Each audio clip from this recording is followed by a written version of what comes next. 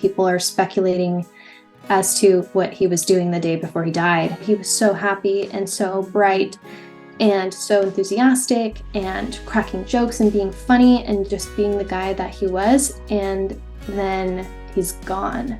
One of the last people to see Matthew Perry breaks her silence just days after the Friends star was found dead at his LA home. In photos obtained by TMZ, Athenna Crosby dines out with Matthew Friday. Where were you when you heard about his passing, and how shocking was it to you because you had just been with him?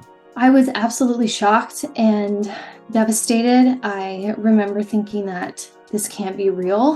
The 25-year-old entertainment journalist telling ET about his state of mind one day before his death at 54 years old. How was he feeling when you had lunch with him? Great. He is a very funny person, as most people know him to be. He's goofy, he's silly, he was cracking jokes the whole time. We were talking about how there's been a public resurgence of interest in him lately, and how he was hoping to utilize that to have a second act in his career.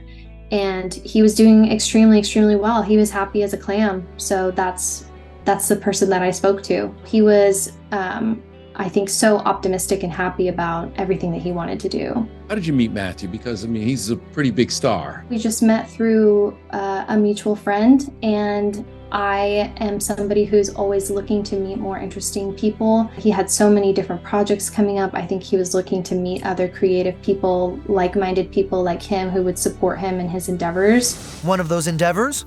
Well, she claims Matthew was considering a biopic about his life story.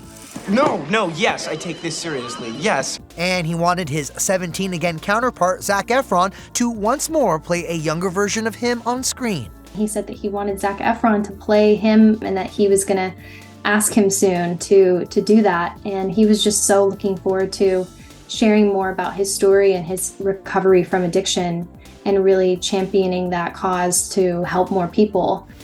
He was emotionally in a good place. He looked good.